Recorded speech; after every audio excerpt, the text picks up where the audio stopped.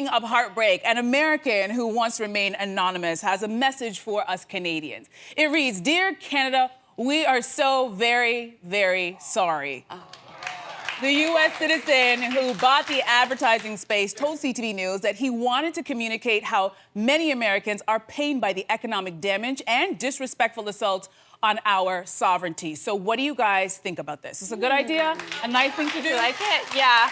I mean, I certainly appreciate it. I know that right now people have been talking about how in the city of Palm Springs, California, who also welcome like over 300,000 Canadian tourists every year, they've seen these signs that are popping up everywhere. This is like Palm Springs, like Hearts Canada, and they're everywhere. And I think this was in response also, apparently a lot of Canadians came home as snowboards that would have spent longer times, and a lot of airlines have canceled flights that went direct there, so they're losing tons of money. So I love this, and it's a reminder, of course, there are so many of us who have American friends, but the thing that worries me is it a little bit of thoughts and prayers kind of adjacent, like where it's like, it's nice, but like, what are you doing? What are you doing about it? Yeah. You know? I'm totally with you. Listen, I think it's a nice gesture, but I wish that he had changed the messaging on the signing. I think he should be like, listen, Canada, you don't want this to happen to you. So voter apathy, stop doing that, because look at what happened to us, because a lot of people didn't show up to vote for the U.S. election, and look at what they're in. Also to remind people not to believe all these conspiracy theories that you read online. Get into fact-checking. Pay attention to those things. Pay attention to what's going on in your economy and politics. Do not be us. Don't put your head in the sand and go, oh, he's good for the economy.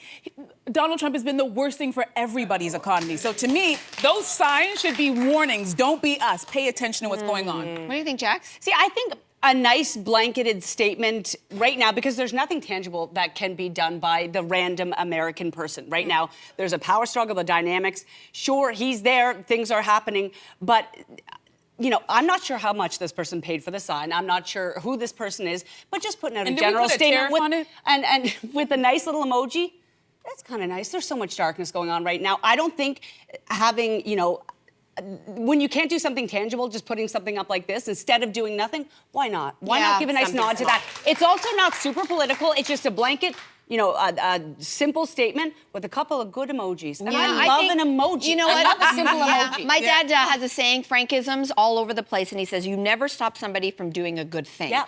And I actually don't see any downside to this. Yeah. So I'm actually all for this. There's a lot worse things that could be done, and I think there is there's a lot of darkness, and we don't have enough of this. Having said that, it's on a lot of Americans' minds, which I'm kind of surprised about, which is lovely to hear, I guess.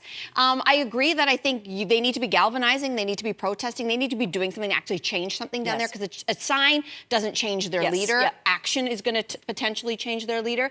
But a friend of mine who goes to the States a lot, he was actually down in Texas, and he's a Canadian, and he said nobody talks about politics there because everybody's Republican. So they just kind of assume everybody's Republican.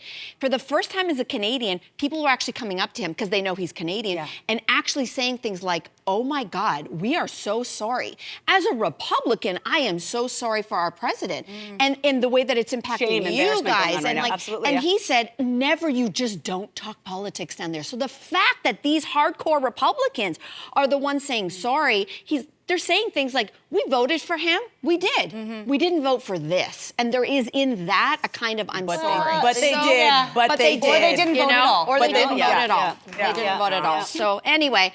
Hey you, come a bit closer. We've got so many more must-see interviews, spicy debates, lifestyle tips, and pop culture moments. So subscribe to our channel by tapping the logo below and don't miss out.